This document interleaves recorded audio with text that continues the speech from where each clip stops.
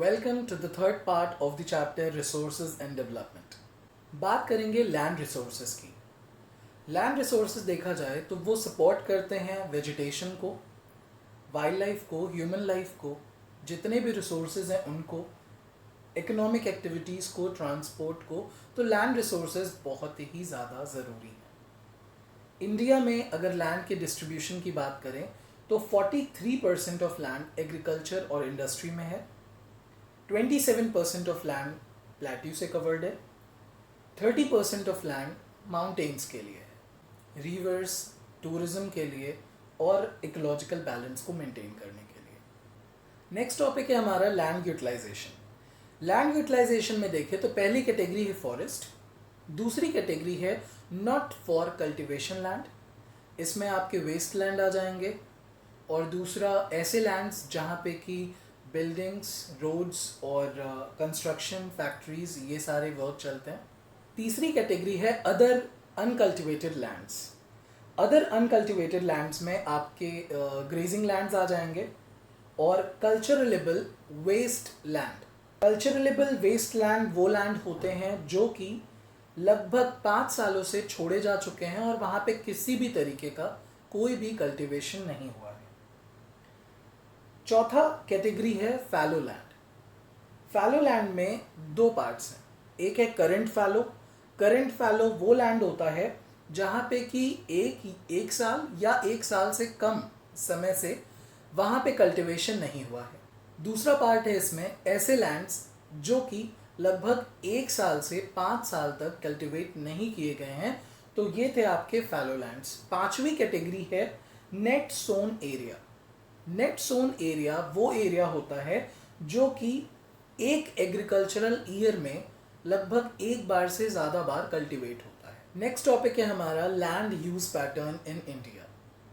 Land use pattern India में इसके दो फैक्टर्स हैं।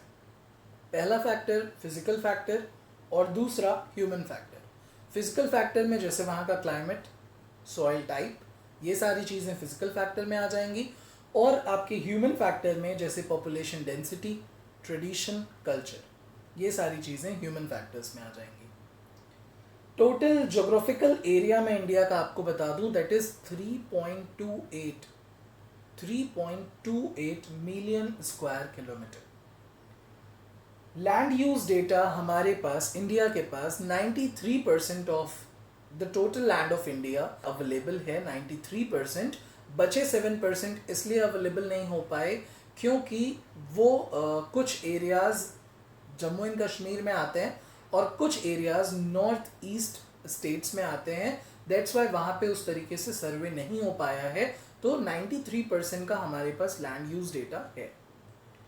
1960-61 वाला जो एग्रीकल्चरल ईयर था, और वहाँ से लेकर के अगर हम 2008 से 2009 वाले ईयर तक अगर हम देखें तो बहुत सारे चेंजेस आए। पहला चेंज, एरिया जो है जो अंडर फॉरेस्ट कवर है वो लेस देन, या कह लो कि बहुत ज़्यादा ही कम, 33% से बहुत ही ज़्यादा कम फॉरेस्ट कवर है, जो कि नेशनल फॉरेस्ट पॉलिसी 1952 में जो आई थी उसमें जितना मेंशन किया गया है 33% होना चाहिए, उससे बहुत ही ज़्यादा कम है। इकोलॉजिकल बैलेंस मेंटेन करने के लिए लगभग 33% लैंड किसी भी कंट्री का फॉरेस्ट से कवर होना चाहिए। नेक्स्ट चेंज अगर हम बात करें इसमें तो पास्चर्स लैंड। पास्चर्स लैंड जो है वो कम हो रहा है और कह लो कि बहुत ही ज़्यादा अमाउंट में डिक्रीज हो रहा है। अगर पास्चर लैंड डिक्रीज हो जाएगा तो हमारे इंडिया की इतनी बड़ी कैटल पॉपुलेशन, इतने जानवर हैं यहाँ पे, उनकी ग्रेजिंग का कोई इंतज़ाम नहीं हो पाएगा और इतनी बड़ी कैटल पॉपुलेशन सर्वाइव कैसे कर पाएगी। तीसरा जो बहुत बड़ा चेंज है वो है कि जो करंट फैलो लैंड है उसके अलावा जो भी लैंड बचते हैं वो बहुत ही ज़्यादा पुअर क्वालिटी के हैं, तो वहाँ पे कल्टीवेशन पॉसिबल नहीं है। अब बात करेंगे net sown area in different states of India. India के अगर आप कुछ स्टेट्स को देखो जैसे पंजाब, हरियाणा, उत्तर प्रदेश, तो यहाँ पे आपको 80% लैंड अंडर कल्टीवेशन मिलेंगे। अरुणाचल की बात करें, मणिपुर, मिजोरम, अंडमान निकोबार की, तो यहाँ पे 10%, 10% से भी कम लैंड एग्रीकल्चरल यूज़ में आते हैं। अच्छा, अगर जो भी लैंड जैसे पंजाब हरियाणा में मैंने कहा 80% लैंड है वो कल्टीवेशन में आते हैं, तो अगर ओवर यूज़ होने लगेगा उन लैंड्स का, तो अगर ओवर यूज़ हुआ, कंटिन्यूस यूज़ हुआ, तो वो लैंड भी बहुत जल्दी ही लैंड डिग्रेडेशन वाली कैटेगरी में आ जाएगा। नेक्स्ट टॉपिक है हमारा land degradation and conservation measures. India के पास वेस्ट लैंड पता है आपको कितना है? 130 million hectares. 130 million hectares land जो है इंडिया का वेस्ट लैंड है। उन वेस्ट लैंड में 28% फॉरेस्ट डिग्रेडेड एरिया है, 56% वाटर इरोडेड एरिया है, 10% विंड इरोडेड एरिया है और बचे 6% सेलाइन और अल्कलाइन डिपॉजिट से अफेक्टेड है। इंडिया के इतने लैंड वेस्ट लैंड की कैटेगरी में कैसे पहुंचे?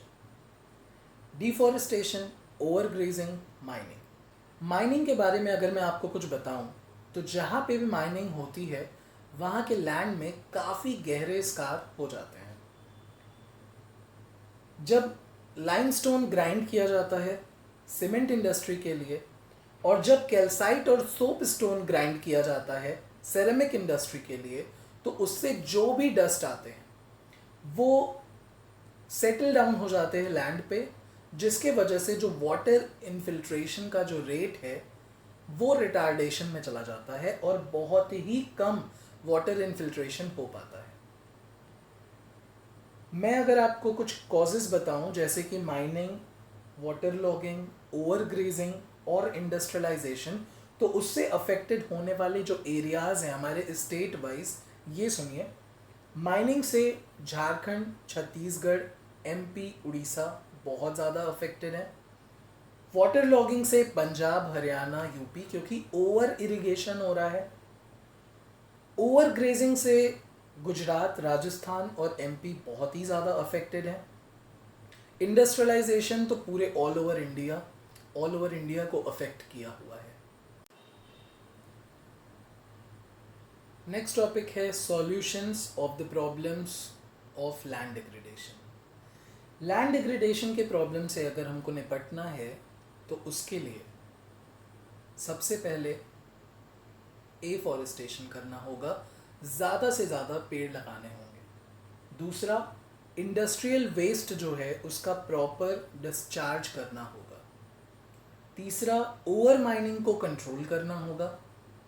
माइनिंग बहुत ही ज़्यादा हो रहा है जिसके वजह से कि बहुत ही ज़्यादा लैंड डिग्रेड हो रहे हैं।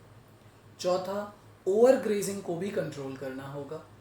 पास्चर लैंड जो अवेलेबल है उस पर इतनी ओवर ग्रेजिंग हो जा रही है कि वो लैंड भी धीरे धीरे डिग्रेड हो जाएंगे। पांचवा, कि वेस्ट लैंड को मैनेज करना पड़ेगा। वेस्ट लैंड मैनेजमेंट सिस्टम हमें चाहिए जिससे कि जितने भी वेस्ट लैंड हैं हम उसको प्रोडक्टिव बना सकें।